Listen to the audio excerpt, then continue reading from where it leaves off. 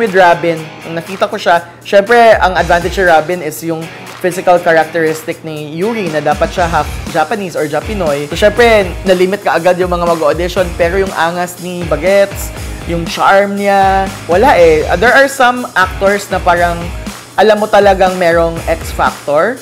Yun yung naramdaman ko kay Robin nung nag-audition siya. Parang he has it. In terms of talent, sabi nakakasayaw ka ba? Kaya ko po sumayaw. Kaya or magaling? Kaya po.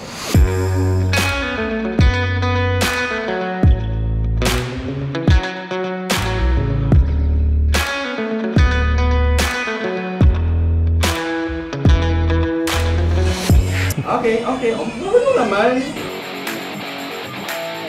Hanggang ngayon po, hindi pa po ako naniniwala na nakuha ko na Yuri. And kakapakulay ko lang ng hair last 3 days ago. Sabi ko sa sarili ko dati, hindi ako magpapakulay ng buhok. Eh kaso, hindi po tumalab yung mga spray na, hairspray na red. Kaya nagpakulay po ako, sobrang sakit. Kasi sabi ko doon sa nagkukulay sa akin, tama na po, tama na.